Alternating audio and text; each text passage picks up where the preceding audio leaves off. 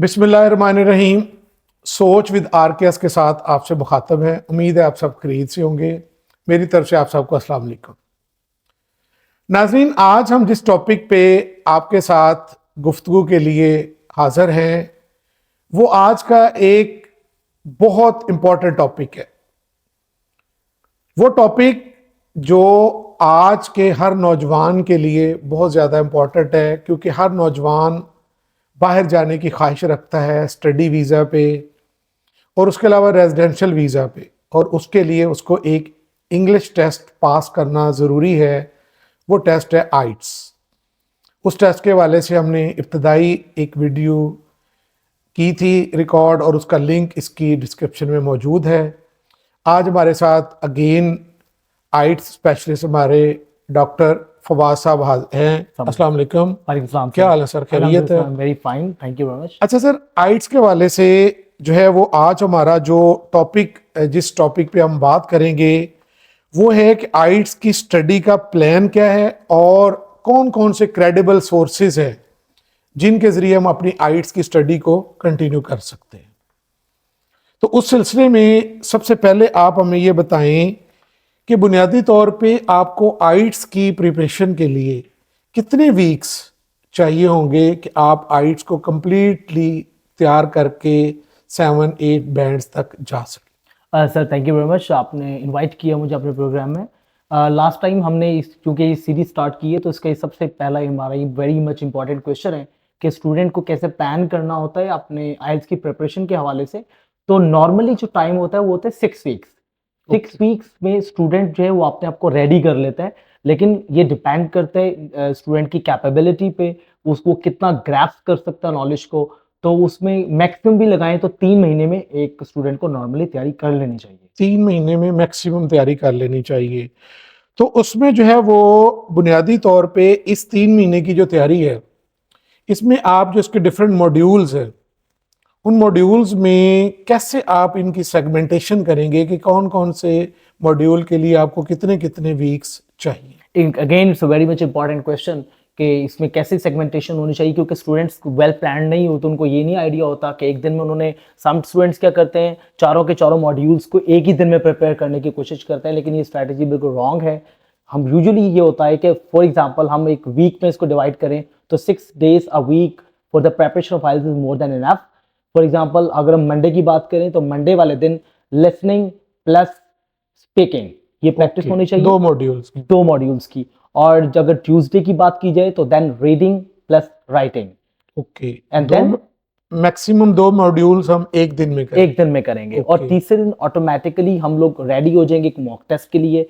फिर हम इस रूटीन को रिपीट करेंगे हत्ता कि सैटरडे वाले दिन अगेन हम सेकंड मॉक टेस्ट के लिए रेडी हो चुके हो। तो वीक में 2 मॉक टेस्ट हो जाएंगे ऑब्वियसली, और बाकी आपके साथ 4 दिन जो है वो तैयारी के लिए डबल डेज आपको available. More than very good. अच्छा, इसमें अब जो है इस टेस्ट की तैयारी के लिए कोई आप बुक्स भी रिकमेंड करते हैं कि जी किसी बुक से, या सारे नेट रिसोर्सेज अवेलेबल है? ये बहुत once again very very much tricky question है कि अक्सर स्टूडेंट्स क्या करते हैं यूट्यूब पे ओपन कर लेते हैं, डिफरेंट लिसनर्स को सुनते हैं जो आइल्स की डिफरेंट स्ट्रेटजीज को एक्सप्लेन कर रहे होते हैं। तो मैं कहूंगा कि बिल्कुल एक रॉन्ग स्ट्रेटजी है। Best strategy is that just to use the Cambridge IELTS book which is available in the market.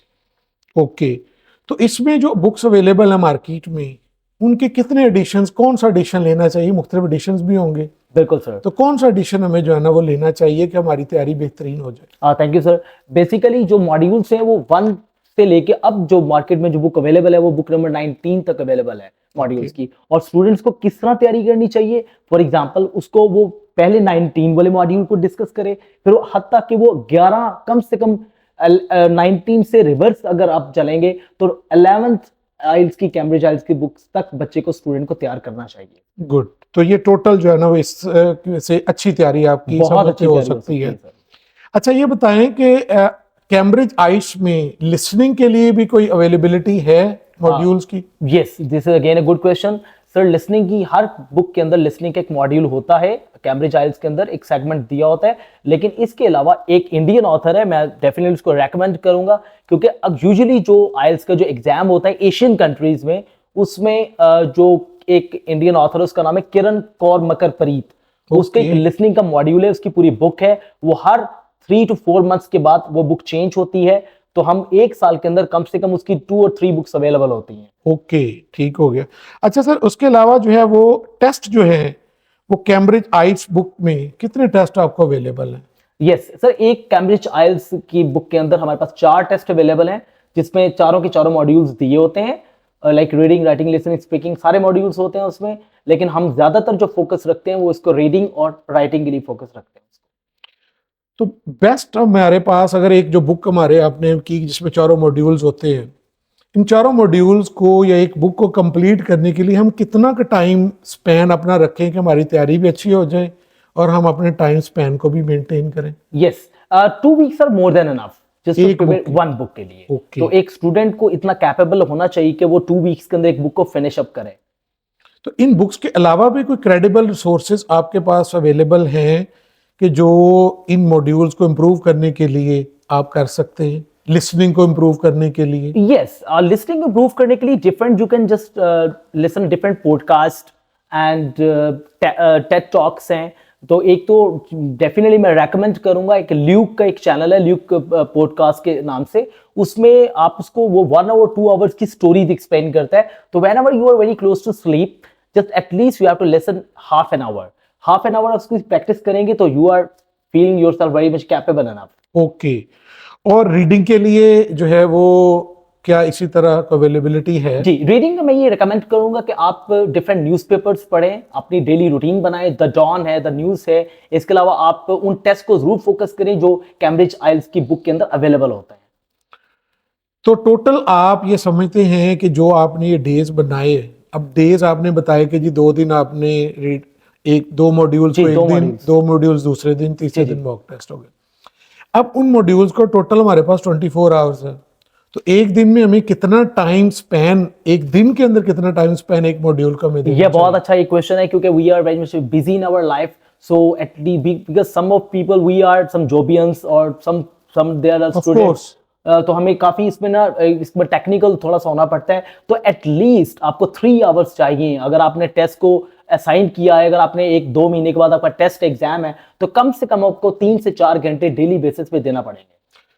तो जी स्टूडेंट्स, आपने ये डॉक्टर साहब से ये चीज़ें सुनी और इस आइट्स के लिए पूरी इन्होंने स्ट्रेटजी आपको दी है, रोड मैप आपको दिया है कि आप कैसे तैयारी कर सकते हैं, दिन में कितना टाइम दे सकते हैं, वीक में कितने आपको दिन इसकी तैयारी करनी है, बुक्स के रिसोर्सेज आपको, तो ये कंप्लीट एक गाइड आपके लिए जो है ना अवेलेबल हो गई है।